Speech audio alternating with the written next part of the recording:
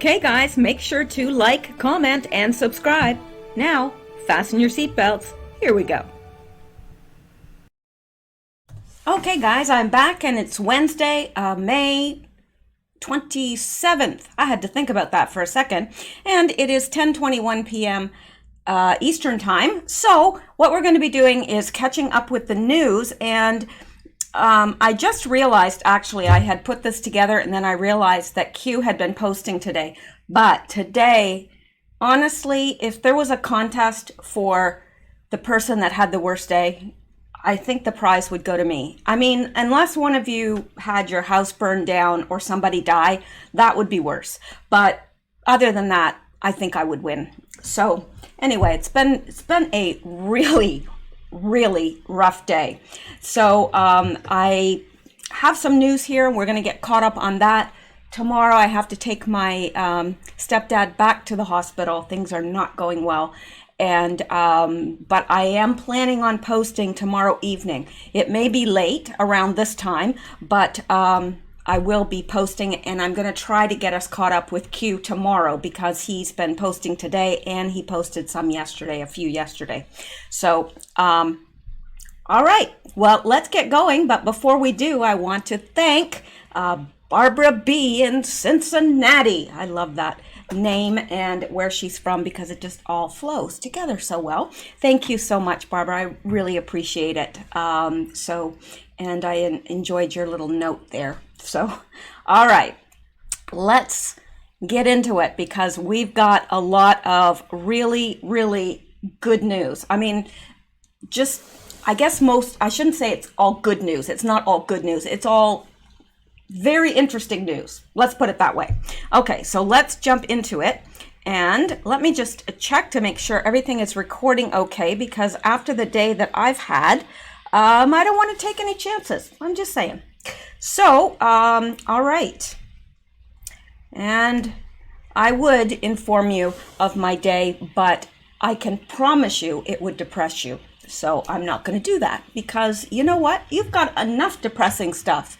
We all do. So why hear more? All right. So let's get into this. This is very interesting. Very interesting. Breaking: State Department releases phone transcript of Hillary admitting she knew Benghazi was a planned attack. Wow. Now, this is from April 30th, but I'm just seeing this now. And I don't know, I haven't seen it in the news anywhere. Not anywhere.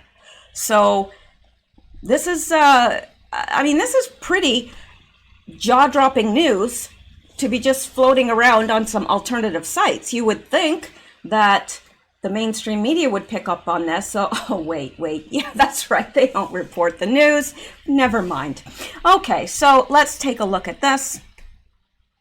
Benghazi matters. Yeah, it does. Benghazi matters not just because Americans were murdered, not just because terrorists attacked a U.S. consulate, but because the White House and State Department have engaged in misdirection at the highest levels to cover up whatever happened there. Representative Jason Chavez, Republican, Utah, wrote in U.S. News.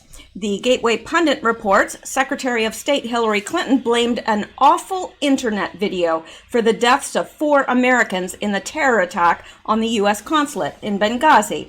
Hillary made the comments just days after the assault on the compound that killed Ambassador Stevens, Sean Smith, Tyrone Woods, and Glenn Doherty.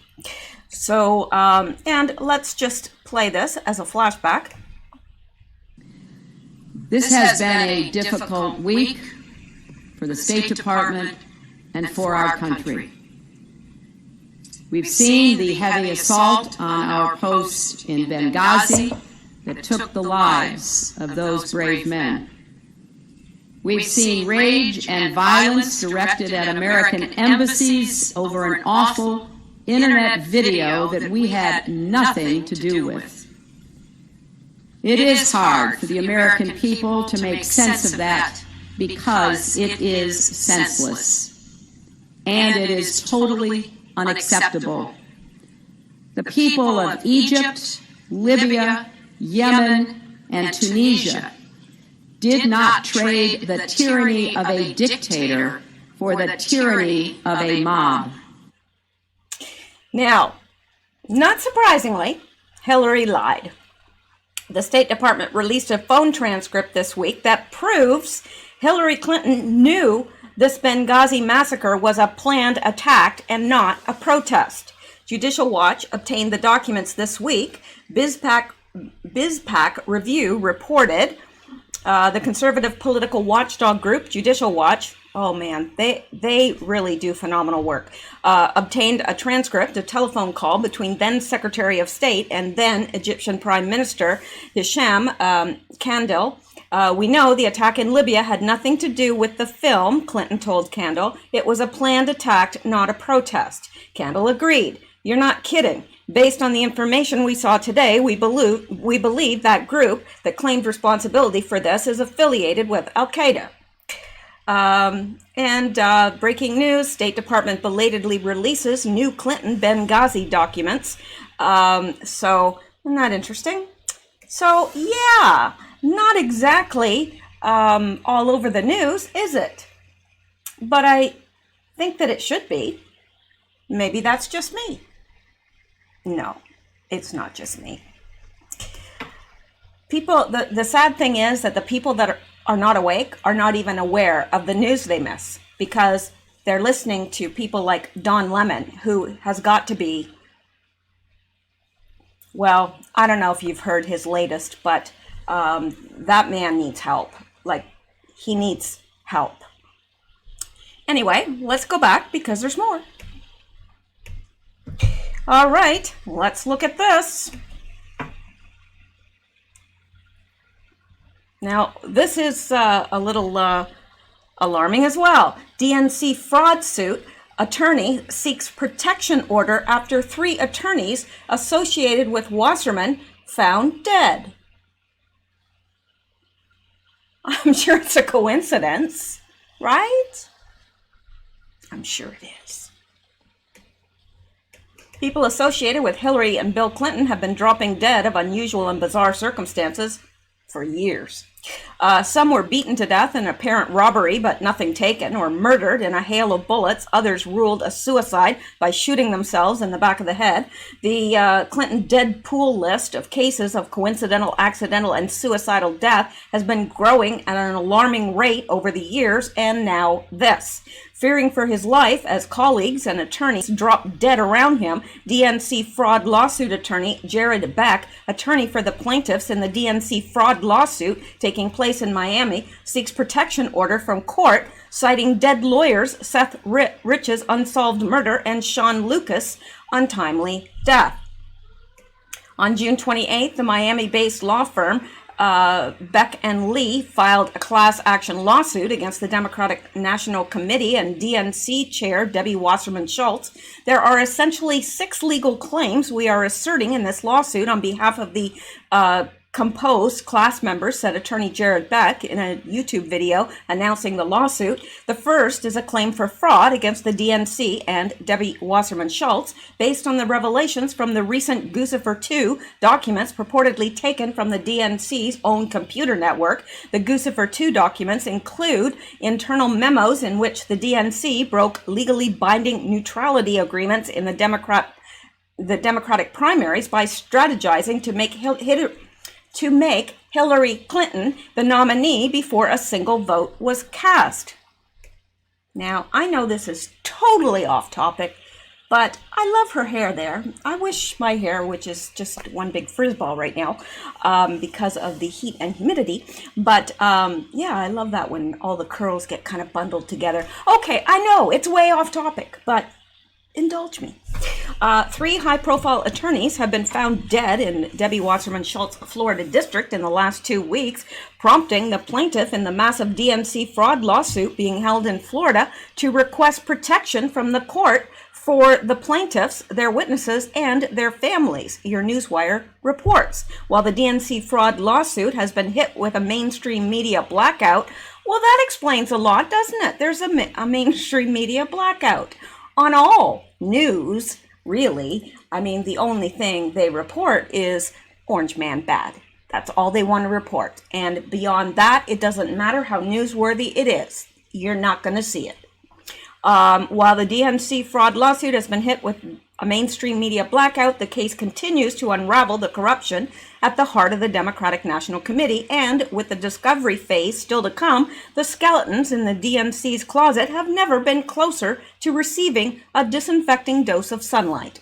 Well, yes, you gotta love the light. It makes the rats and the cockroaches scatter. Jared Beck, attorney for the plaintiff in the DNC fraud lawsuit taking place in Miami, uploaded a video Tuesday in which he thanked supporters for offering their concerns, prayer, and support in the wake of recent disturbing murders. After much consideration and deliberation, we have decided it is time to bring these concerns to the court's attention. Today, we filed a motion to Judge William Zlock to issue an order providing for the protection of the plaintiffs and their families, as well as all potential witnesses in the DNC fraud lawsuit. In support of this motion, we have cited the following events: the untimely death of our process server, Sean Lucas, the unsolved murder of DNC employee Seth Rich. We believe Mr. Rich may have been a potential witness in this case. We have also cited the recent untimely death of a federal prosecutor, Branton Wissenant, in South Florida. Also recent and bizarre and disturbing conduct, including threats that have been directed at plaintiffs, their counsel, and employees. And we have also cited an offer to provide security by the Oath Keepers and its president, Stuart Rose. I don't think we're going to go all through that today, through everything. Let me see here. There might be some more good stuff in here. The motion published on the Beck's website, Jam Pack, included the declaration of a plaintiff in the suit describing allegations that her laptop had been tampered with, allegedly by an individual who had illegally entered her home. The huge class action fraud lawsuit against the Democratic National Committee keeps getting weirder, and it now involves the Capitol Police. Today's announcement comes after the Becks had reported receiving a creepy anonymous phone call from somebody using a voice changer. After a Google search, the Becks found the caller ID matched that of former DNC chairwoman Debbie Wasserman Schultz, Aventura office. Well, I'm sure it wasn't her, though. No. All right. According to attorney Elizabeth Lee Beck at 4:54 p.m. today, June 1st. Now, when was this? This isn't, please tell me I'm not reading an old article. No, it says May 27th, 2020, so we're safe with that. All of a sudden, I got a little scared, like this can't be an old article, because I've never heard of any of this happening. Alrighty, now, let me go back to where I was. Doodah. Okay, according to Elizabeth Lee Beck, at 4:54 p.m. today, June 1st, an individual called our office from 305-936-5724. That number is the contact phone number for Wasserman Schultz Aventura office in Florida. My secretary stated it sounded like the caller was using a voice changer because the voice sounded robotic and genderless, along the lines of the voice changers used when television show interviews are kept anonymous, Beck continued. The caller concluded with okie dokie after my secretary gave the caller public information about the case. After the call ended, a simple Google search of the phone number shows that it is the phone number for Congresswoman Debbie Wasserman Schultz Aventura office. What just occurred is highly irregular, and we will be filling the instant email with the court What just occurred is highly irregular, and we will be filing the instant email with the court forthwith. Now, she can't be all that intelligent. Don't you think he would call from something like a burner phone or, I don't know, any phone other than your own? Hello? When Q says these people are stupid, what I've come to know is that these people are stupid. Really. And it's no fault of their own if they're lacking in the neuron department. That's not their fault. But when when they're, in positions of power, that becomes a problem. All right, so there's that.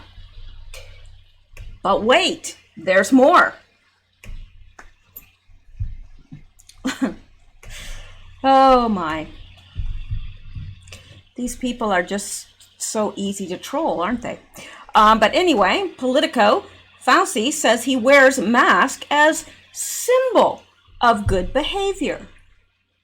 So he's virtue signaling, is what he's saying.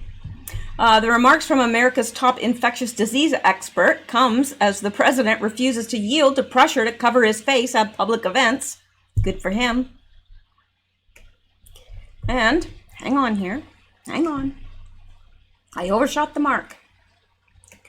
Dr. Anthony Fauci, the nation's top infectious disease expert, revealed Wednesday he wears a mask while in public, partly as a symbol of best practices during the coronavirus pandemic. Yeah, because, everybody with a cell phone, if he was out in public without a mask, they'd be snapping his picture. So that's why he's wearing it. And virtue signaling, of course. Wednesday, he wears a mask while in public, partly as a symbol of best practices during the CV pandemic, breaking with President Trump, who has resisted criticism that he should model similar behavior for Americans. And you know what I would say if I was President Trump? I wear it for the reason that I believe it is effective. Oh, but he was the one that said masks aren't effective and we had no business wearing them. Right? I mean, make up your mind, people. Like, it's always something different. In fact, you can listen to the same report on a news show and you'll get two totally different things said. Like, they are trying to confuse, frustrate, and cause cognitive dissonance in Americans who no longer know what to believe. But anyway, yeah, he's the one that said don't wear masks. But now he's changed his mind and he says, oh, he's wearing one because you should wear one. And he says, oh, it's, what did he say? For the reason that I believe it's effective. No, he doesn't. No, he doesn't. We've heard him say it. Masks aren't effective. Don't wear them. Fauci told CNN it's not 100% effective. It's 0% effective. Those virus could come in on huge motorcycles and still get through that mask. Really. It's not 100% effective. It's sort of respect for another person and have that other person respect you. You wear a mask, they wear a mask, you protect each other. But apart from wanting to protect myself and protect others, Fauci also said he chooses to wear a face covering because I want to make it be a symbol for people to see that that's the kind of thing you should be doing. Oh, yeah, we all should be wearing masks. Maybe we should put on a crochet mask like Melissa, or what's her name? Alyssa, I don't know what her name is. You know who I mean. You know. She crocheted a mask, and then she said, oh, no, there's a filter in there. Yeah, okay. So, yeah, he wants to make sure we know that's the sort of thing we need to be doing. Okay, well, the remarks from the director of National Institute of Allergy and Infectious Diseases come as the president has refused to yield to increasing pressure to wear a mask at public events. Why? Because he knows this is all fake. Not saying there isn't a virus. There is a virus. Anyway, the difference of opinion between Fauci and Trump on the issue of masks was thrown into stark relief earlier this month at a Rose Garden news briefing focused on the development of a vaccine for COVID-19, the disease caused by the novel coronavirus. At that event, public health officials, including Fauci and White House coronavirus response coordinator Dr. Deborah Birx, donned masks before reporters, while Trump and political appointees, including Health and Human Services Secretary Alex Azar and Defense Secretary Mark Esper, did not cover their faces. Oh no, take them out back and shoot them. That's all you can do. Ever since the Centers for Disease Control and Prevention began encouraging the use of cloth masks when outside the home in early April, the president has repeatedly ignored his own administration's guidance, opting to appear maskless in public. Although Trump could be briefly seen wearing a navy blue face covering while visiting a Ford Motor Company plant in Michigan last week, he declined to put on a mask during his public tour of the facility or model it for members of the media. I didn't want to give the press the pleasure of seeing it, he explained. In his apparent disdain for the personal mitigation measure, the president went so far Monday as to mock a journalist for wearing a mask during an outdoor news briefing at the White House, telling Reuters reporter Jeff Mason to uncover his face and accusing him of wanting to be politically correct when he refused to do so. Yeah, you know why? Because as soon as the press briefing's over, they all remove their mask and they congregate together and talk.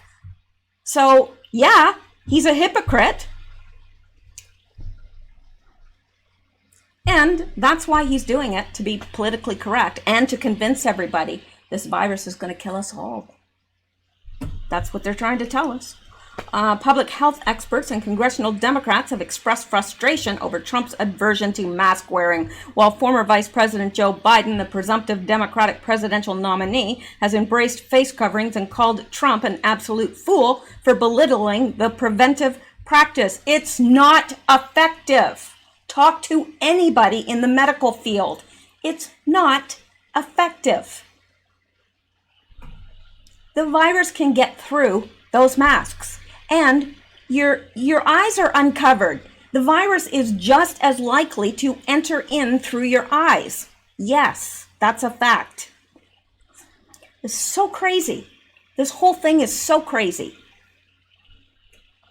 They'll have us all wearing bubbles, going out and like little those little hamster wheels that they get. Yeah, that's what we'll be doing. We'll be just in our little bubbles.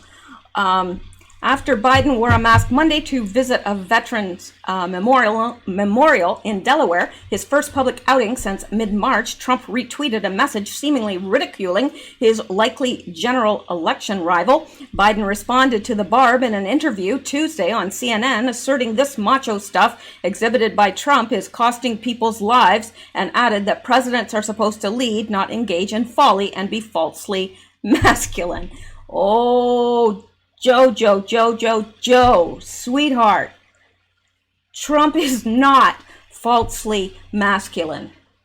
Not even an ounce. Anyway, falsely masculine. No, you'd have to talk to Michelle Obama about that. Anyway, well, that would be falsely feminine. Sorry. I digress. Okay, let's look at this. I'm in a strange mood again tonight. I don't know. Yeah. I am absolutely furious about this nursing home thing. It's happening. The exact same thing happened up in Canada. And actually, the Ontario government is now taking over some of the nursing homes because of the very same thing. Putting COVID patients in there. They all... just not taking precautions. I really do think that partly this virus is to target the old. I really do. Now, I know some of you may say, yeah, but these people are elderly and they're more susceptible. Yes, they are. So why on earth would you put COVID patients in with them? You know that guy that was caught beating up patients? He was a 20-year-old African-American man. It doesn't matter what race he was, but I'm just saying he was like a big, husky boy, 20 years old. And he also had some, mental issues. And he had COVID, and they put him in the nursing home. And he was in and out of everybody's rooms because he videotaped himself beating up 2 patients at least. And he was COVID positive. What was he doing there in the first place?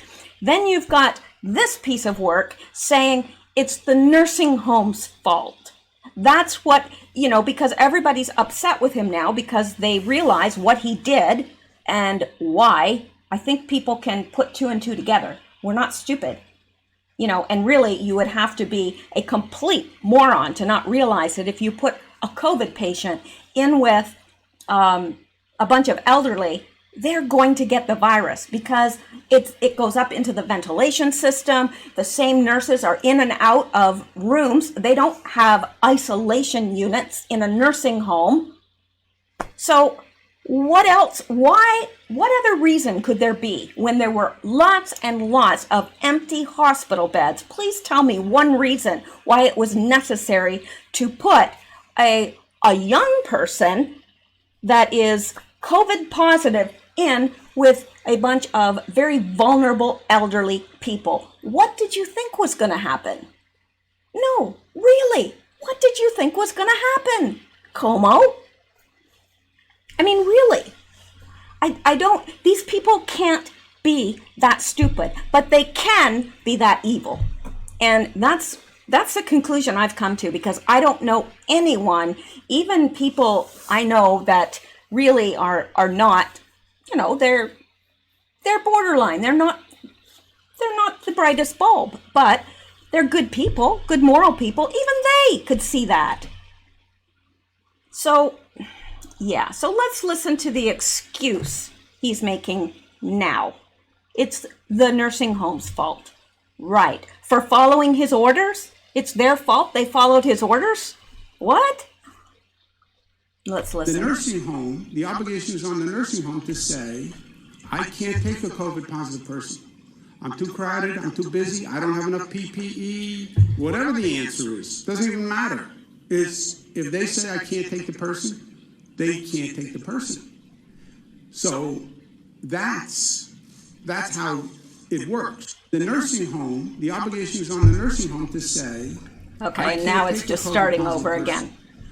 So the obligation's on the nursing home. Yeah, they should have said we're too crowded, or we don't have enough PPE or whatever. That's what they should have done. No, you should never have had an order like that in the first place, because you never put sick people that are highly contagious in with the most vulnerable population. Why would you do that? Oh, I know why.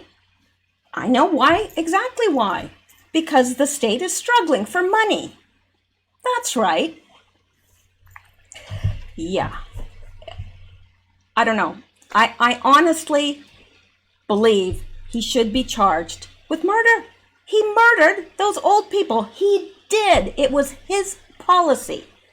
That's like saying, well, Hitler never killed anybody. His policy sure did. The people under him sure did. Well, but he didn't kill anybody. Yeah, he did. And how is it any different what Como did? How is it any different? And Michigan, same thing. Same thing in Michigan. Now, I don't know, I can't speak for other states, but I know that the state of the nursing homes is deplorable. And up here, unbelievable. They steal from the patients, they beat them, they let them lie in their own waste. It's absolutely nasty and disgusting, and I wouldn't let animals live like that. I wouldn't.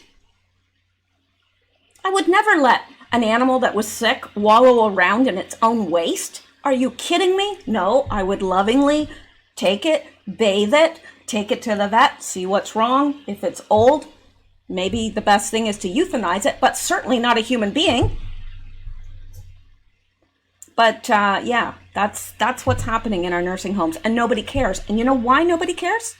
Because these people are making just above minimum wage, and they're worked to death. They hire too few of them to care for too many patients, and these patients are challenging. It's hard work. And it's very challenging, and they burn out, but these people, they need to work. They have to put food on the table. And sometimes they're frustrated and they lose it with these people. And, I know that, older people that are losing their memory and so forth can be frustrating at times. And I understand, but you don't beat them. And you walk away and you say, can somebody else deal with this because I need a break? Anyway. I'm sorry. I'm on a hobby horse because I have elderly parents, and I have a lot of people that I grew up around, the parents of friends and everything. They're all in that age bracket, and I'm seeing them die one by one, and I just can't bear the thought of them being abused. Anyone. I mean, older, younger, I don't care, but what's happening in nursing homes has to stop. And I really, really pray that Donald Trump sees this, takes it seriously, and does something about it, because this can't continue. We can't treat our elderly like this, and we certainly can't treat our unborn the way we're treating them either. So anyway, let's go back now and get into, and this is something else. It's going to make you go, huh? California announced it will pay illegals a stimulus and will lay off first responders if need be due to low state funds. On the same day they announced that they were going to lay off first responders because of low funds. Then it was also announced they're going to pay illegals a stimulus. I think they should take it out of Nancy Pelosi's pocket. I mean, she's got multiple millions. Her district is disgusting. They're crapping in the street. It's littered with needles. There's garbage everywhere. And there is a landscape of human, just humans that are down on their luck, unclean, they're living in the street. We've got to do better, America. And you know what? I know it's the policies that have led to this in California. And the thing is, these people, some of them do have jobs, but they can't afford to live. Look up the rent in some of these places, Los Angeles, all these different places in California. Look up what the rent is and tell me if you'd be able to pay it. I couldn't. I saw something and I said something about that, and they said, oh, that's not true. And then they sent me this advertisement for an apartment, and it was $1,500. And you know what it was? It was a very small room with a bathroom and a hot plate in the bathroom. That was the apartment. Yeah, $1,500 a month. Can you imagine? Yeah. Oh, that's reasonable, they said. Yeah, if you want to live like an animal. Unreal. Okay, now let's come down here. I might skip that for now. Donald Trump Jr. and responding to Lila Rose, who said, breaking, multiple Planned Parenthood officials have admitted under oath to trafficking the body parts and organs of babies they slaughtered. These are criminal acts. The Justice Department, #shut them down. Now, we've known this for a while, thanks to Q, but Donald Trump responded, retweet if you think this is truly disgusting. It doesn't matter what side of the aisle you stand on the abortion issue, we all should be able to agree that this is pure evil. And it's true. Now, I'm against abortion, but, I really believe that even people that believe that abortion's fine have to admit that killing babies and selling their parts is disgusting and subhuman. Yeah, I know. You're saying, no, really, Michelle, tell us how you feel. Oh, I don't know. Okay, James Wood. Gotta love James Wood. That's a very intelligent man. He's a member of Mensa. Yeah, he's extremely intelligent, and probably why they like to censor him, because he just makes too much sense.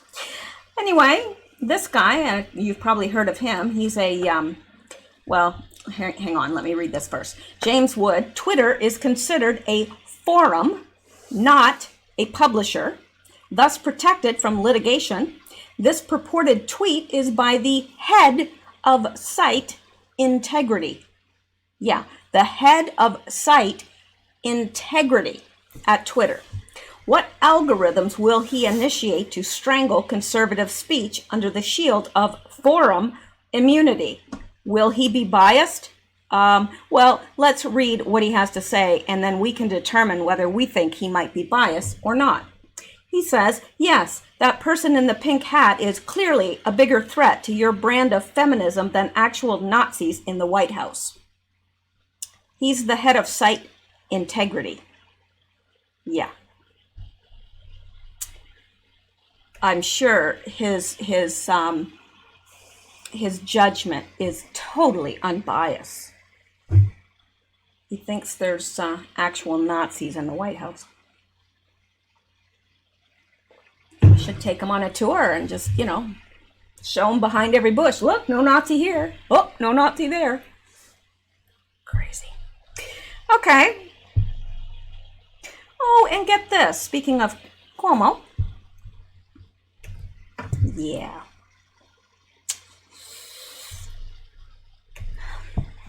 Your favorite evil person and mine? No. Cuomo gave immunity. Get this. Tell me that this was not pre-thought. Really. Cuomo gave immunity to nursing home executives after big campaign donations. Critics say data proves New York's liability shield is linked to higher nursing home death rates during the pandemic. Yeah, and he gave them all immunity. The nursing home execs. Isn't that sweet of him? Yeah, he probably said, look, you know what? We're going to kill all your people and we're going to give you immunity. I don't know what he said to them. Probably nothing, but still. As Governor Andrew Cuomo faced a spirited challenge in his bid to win New York's 2018 Democratic primary, his political apparatus got a last-minute boost. A powerful healthcare industry group suddenly poured more than $1 million into a Democrat committee backing his campaign. Less than 2 years after that flood of cash from the Greater New York Hospital Association, Cuomo signed legislation last month quietly shielding hospital and nursing home executives from the threat of lawsuits stemming from the CV outbreak. The provision, inserted into the annual budget bill by Cuomo's aides, created one of the nation's most explicit immunity protections for healthcare industry officials, according to legal experts. But no, this wasn't premeditated. Critics say Cuomo removed a key deterrent against nursing home and hospital corporations cutting corners in ways that jeopardize lives. As those critics now try to repeal the provision during this final week of Albany's legislative session, they assert that data proves such immunity is correlating to higher nursing home death rates during the pandemic, both in New York and other states enacting similar immunity policies. New York has become one of the globe's major pandemic hotspots, and the center of the state's outbreak has been nursing homes, where more than 5,000, no, I've heard that the number is closer to 10,000. That's what I've heard. But, they're probably trying to play that down. Don't want people to think they're killing off the old people, which they are. According to Associated Press data, those deaths have occurred as Cuomo's critics say he's taken a hands-off approach to regulating the healthcare industry interests that helped bankroll his election campaign. In March, Cuomo's administration issued an order that allowed nursing homes to remit sick patients without testing them for COVID-19. Amid allegations of undercounted casualties, the governor also pushed back against pressure to have state regulators more stringently record and report death rates in nursing homes. Well, that's easy to fudge, too, isn't it? And then came Cuomo's annual budget, which included little notice passage shielding corporate officials who run New York's hospitals, nursing homes, and other healthcare facilities from liability for COVID-related deaths and injuries. GNYHA, a lobbying group for hospital systems, including some of their own nursing homes, said it drafted and aggressively advocated for the immunity provision. Sure, because then they can do whatever they want and not get caught. Nothing will happen to them. They're immune. And are these people that work there being properly screened? I don't know. I sure hope so.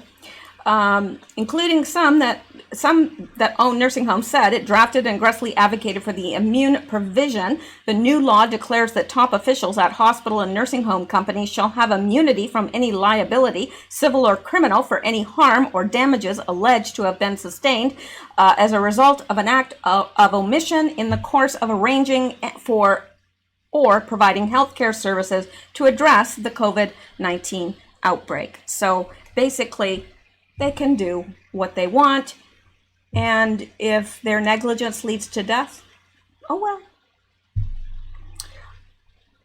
Prior to the budget language, Cuomo had already temporarily granted limited legal immunity to doctors and nurses serving on the medical front lines, but the carefully sculpted passage buried in the state's annual spending bill expanded that by offering extensive immunity to any healthcare facility administrator, executive, supervisor, board member, trustee, or other person responsible for directing, supervising, or managing a healthcare facility and its personnel, or other individual in a comparable role. New York is now just one of 2 states to shield those corporate officials from civil lawsuits and some forms of criminal prosecution by government, according to an analysis by Syracuse University law professor Nina Cohen and the University of Houston's Jessica L. Roberts. New York is an outlier and has the most explicit and sweeping immunity language, Cohen said. Gee, I wonder why. Cuomo's administration said the new immunity provision, which is a narrow version of a broader proposal championed by the state Republican leader Mitch McConnell, is necessary. So I'm not going to, this is long, and so I'm not going to go into all that, but I do think that this is a very good article. And look at this. People are 7.5 times more likely to die from COVID-19 in states with corporate legal immunity. Gee, I wonder why. Can't imagine. Says to date, 19 states have enacted some form of immunity for hospitals and nursing homes during the pandemic. Based on data reported by the New York Times, Kim's analysis asserts that more than 3/4 of total nursing home deaths from COVID-19 come from states that have granted corporate immunity to healthcare facilities. Yeah. I guess, what, does corporate immunity translate to euthanasia? Well, I guess it's not euthanasia. Is it euthanasia if you do it against somebody's will? I don't know. I don't think so. I guess that's murder. But, you know, if my mom was in a nursing home and they put a COVID patient in, I would freak the heck out. I really would. And I would remove her. But, you know what? I wouldn't have any, if I was in one of those states, I would have no recourse. I'd have no recourse at all if she got COVID and died. None. It's awful. Okay. Yeah, the analysis found that of the 10 states with the highest fatality rates, 8 have corporate immunity and represent 93% of all fatalities, or 63,187 deaths. The report also says the data shows that states with corporate immunity saw more than 3 times the absolute number of fatalities than states without such immunity. The average rate of death per state is 7.5 times higher in states with corporate immunity than states with no immunity for corporations. In all, the report concludes 77% of total deaths come from states that have immunity to corporations who owned nursing homes and healthcare facilities. Moreover, 76% of total nursing home deaths come from states that have legal immunity status for these facilities. Boy, that's a pretty strong correlation, isn't it? Yeah, if you take away the threat of someone being able to bring a civil lawsuit or a criminal lawsuit, then I guess you just don't care as much, do you? Yeah. Simply put, people are 7.5 times more likely to die from COVID-19 in states with corporate legal immunity, Kim said. Giving immunity to corporations in care work before the apex of pandemic leads to higher fatalities. It is clear that businesses, especially nursing homes that interface with COVID-19 positive individuals, are less compelled to implement proper procedures that save lives. Yeah. And it says the industry got caught with its pants down. We're now telling them they don't have to wear pants. Yeah, that's about right. Yeah, this is, but you need to be aware of this because some of you may have elderly parents. And, I have found, my grandmother, when she was in a nursing home, it was a privately owned nursing home. She received the best care I have ever seen. The meals were wonderful. She knew all the girls' names, and they were so good to her. Very, very good to her. And the care she received was extraordinary. She was so happy there. She was really, literally happy there. And that's because it was privately owned, I think. But, and I've known of another nursing home that's local that treats its patients absolutely wonderfully, and it's privately owned. So maybe that's the answer. Get it out of the hands of these executives and, corporations. Anyway. As they push to expand immunity laws across the country, the hospital and nursing home industries have continued to cast their campaign as a necessary defense of medical workers. As our care providers make these difficult decisions, they need to know they will not be prosecuted or persecuted, said an emblematic letter from the industry group pressing California's Governor Gavin Newsom to issue an executive order shielding them from legal liability. But others in other industries don't have that legal liability of, if you kill somebody, this is not acceptable. It's not acceptable. And I'm pretty sure, at least you guys that are regular listeners, I'm pretty sure you would never agree with this unless you have information that I don't have. And that's a possibility. I'm willing to hear it. So, all right, I'm going to get off of this because, there's other news. And let's go back. No, really, and let's look at this. I like this. Jenna Jameson, and that name sounds familiar. I hope she's not like a porn person or something, because it sounds very familiar. And she looks like she's famous. Do you guys know who she is? Maybe you don't want to say yes if she isn't into something like that. Anyway, she said this: why do we have COVID tracers and not pedo tracers? That's a very, very good question. Yeah, I think it would be better to have the pedo tracers. Anyway, and here is some good news, and if you don't think this is good news, then you haven't been paying attention at all. Breaking: President Trump to sign executive order tomorrow regarding social media. No further details released. White House. Oh, goody, goody, goody, goody, goody. Seriously. Oh man, this is awesome. He's going to sign some sort of executive order regarding social media. And I hope, because you see, people like Twitter say that they are a forum and not a publisher.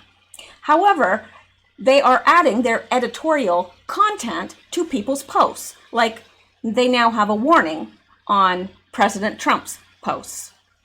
Well, that is a publisher, not a forum. So if they want to be a forum, they should act like a forum. If they're going to be a publisher, they should act like a publisher. They can't just be whatever, wherever the wind blows, whatever suits them, whatever makes it okay for them to censor.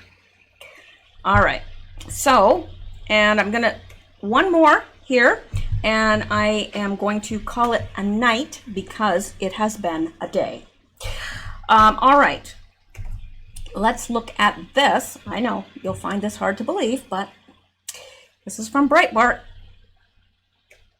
Chinese netizens claim Americans are eating CV dead. Okay. I mean, the fast food places are all open. It's not like we need to eat dead people. I'm just saying. And if you were going to eat a dead person, if you were so inclined, wouldn't you choose one that wasn't infected? I mean, I'm just saying. I would. Now, first of all, I am not inclined like that. And if I was, I think I would probably ask somebody to shoot me. But, you know, for those that are, I'm not thinking that they're looking for diseased corpses. But a page on WeChat, a Chinese social media site, claimed American officials have been processing dead bodies of Chinese CV victims into burgers and feeding them to the masses. The South China Morning Post revealed on Tuesday, claiming Beijing had shut the page down. Gee, I wonder why. Prior to its deletion, however, the page, the Scholar Forum for Ultimate Truth, had attracted 1.7 million page views, according to the Post. China has built an extensive online censorship apparatus that has successfully shut down a wide variety of factual information detrimental to the regime or simply commentary by dissidents on the failures of the Communist Party. Yet when faced with outrageous false information that disparages American or other foreign nations, China's censors suddenly struggle to keep up with the volume of material. Right. The Post noted that one of the most outrageous posts on the Scholar Forum for Ultimate Truth page, a pro-communist conspiracy WeChat account, accused Americans of eating those killed by the CV virus or pandemic.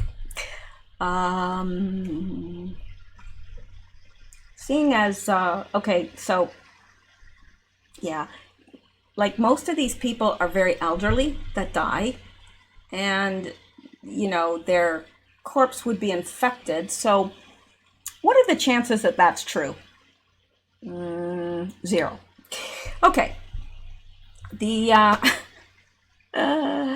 U.S. has been processing the bodies from CV into hamburgers, the page reportedly claimed, adding that bodies were very likely being processed into frozen meat, fake beef or pork, or processed into cooked meat as hamburgers and hot dogs. Okay. The page offered as evidence of this claim the unsubstantiated allegation that cannibalism has existed in the U.S. before, and only a few dozen years ago, Americans ate blacks, Indians, and Chinese.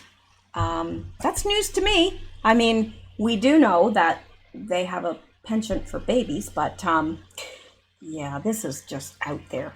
The offending post was published last month and garnered 100,000 readers, as well as nearly 1,000 financial contributions to the page. The Post reported that its content was not unusual for the page, which regularly posted anti-Western, anti-American conspiracy theories and insults. The page was reportedly taken down this week. While China has the world's most sophisticated censorship system, misinformation and sensational content still runs wild on the internet. Oh, yes, it does. There are about 30 million social media accounts on WeChat alone, the Post observed. There is little evidence that China is interested in shutting down anti-American conspiracy theories, especially given that the Chinese foreign minister has peddled them officially. This most recently touted conspiracy theory about CV pandemic is the claim that the virus did not originate in China, that city in China, where the first cases were reported, but in a U.S. Army laboratory in Maryland. It might be U.S. Army who brought the epidemic to Wuhan. Foreign Ministry spokeswoman Zhao Lijian accused in March, make public your data. U.S. owe us an explanation. U.S. owe us an explanation. English not so good. The Chinese state media outlet Global Times, which regularly uses unnamed Chinese netizens as a metric of public opinion, later added the claim that the Fort Detrick, Maryland U.S. Army lab was the alleged source of the virus. Neither Zhao nor the propaganda newspaper have offered any evidence for this claim, nor have any independent investigators or journalists revealed evidence for the theory. Another foreign ministry spokeswoman, Hua Xiangying, suggested the possibility that this month that respiratory illness cases in United States related to the use of e-cigarettes or vapes identified last year were actually misdiagnosed CV cases. Hua offered no evidence for this theory and did not explain how that was possible, given the vaping illness cases were not contagious, while the CV virus is believed to spread. To explain the fact that no cases of CV have been diagnosed outside of Wuhan earlier than the first known cases, Beijing offered another explanation that American military personnel participated in the Military World Games in October, held in Wuhan, brought the virus into China. According to Vice, the conspiracy theory originated in the West, but the Communist Party of China has promoted it so aggressively within China that it has now become accepted knowledge among the Chinese populace that the U.S. military imported the CV to Wuhan. All right. Now, I'm not gonna, it's just about over anyway. Some of these just go on forever.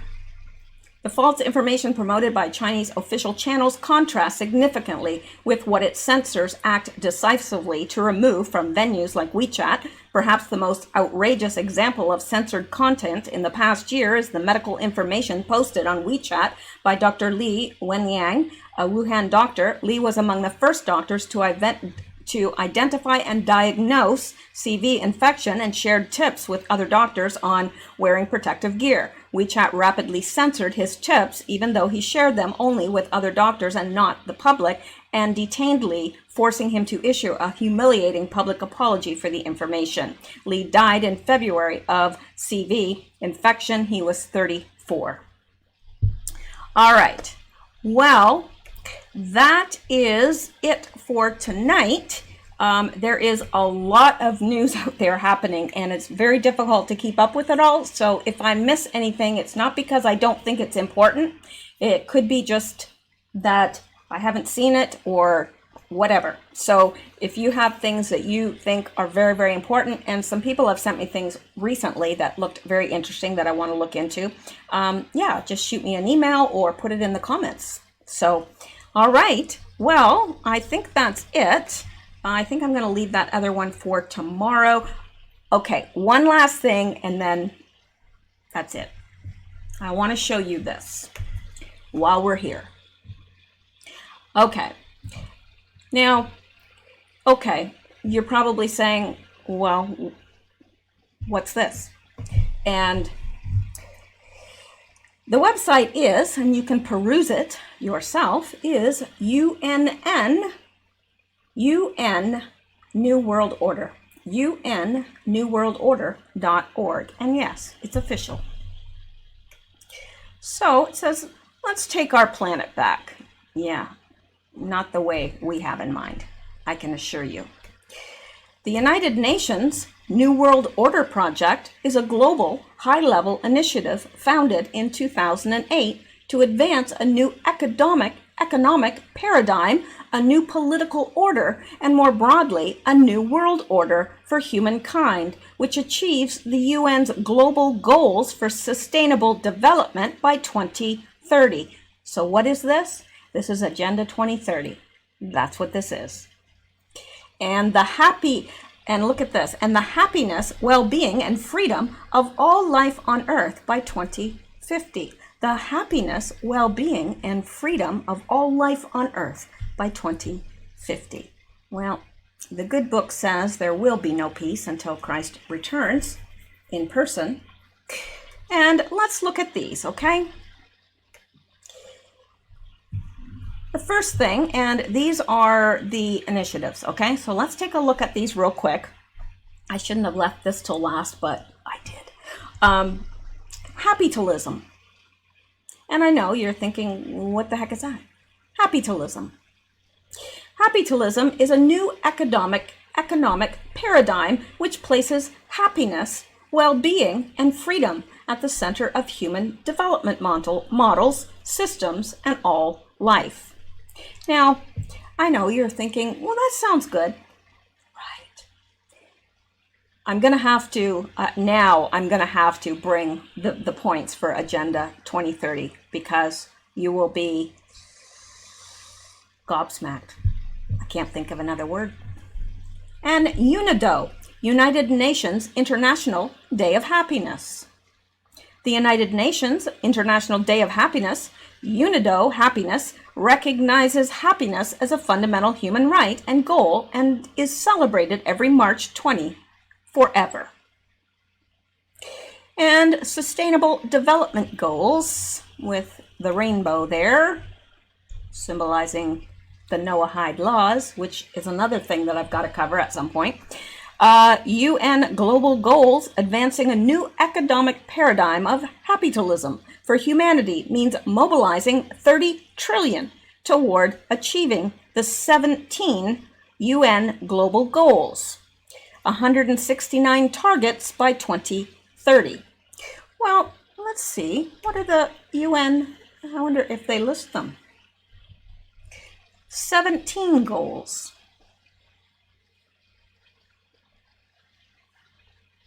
Yeah, they list them, but I'm going to have to do a show very, very soon on Agenda 2030 because it all sounds good, right? It always sounds good until you start seeing what's underneath it. What's the end game? What are they trying to achieve? And I'm quite certain you'll be horrified. So, yeah. So this is just a very, very quick introduction to this because I am going to have to get into this because this is just, well, I think once we look into it, you'll be as alarmed as I am. Let's see if there's anything else under happytalism. Happytalism is a new economic system, socio-political philosophy, and human development paradigm which places the primacy of happiness, well-being, and freedom at the center of human development and all life. Yes, what they don't tell you is they're going to herd everybody into cities and massive tracts of land in all over the world will be empty.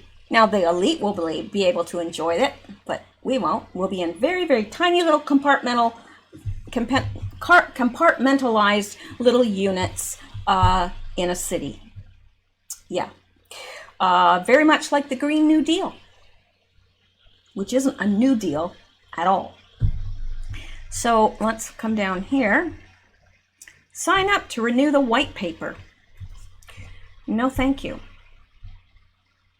Okay, and yeah, so we're going to get into this about the whole Agenda 2030 and 10 billion, hashtag 10 billion happy by 2050. Well, there won't be 10 billion people in 2050 if they have their way, but they like to make us think that they'll let us live, right?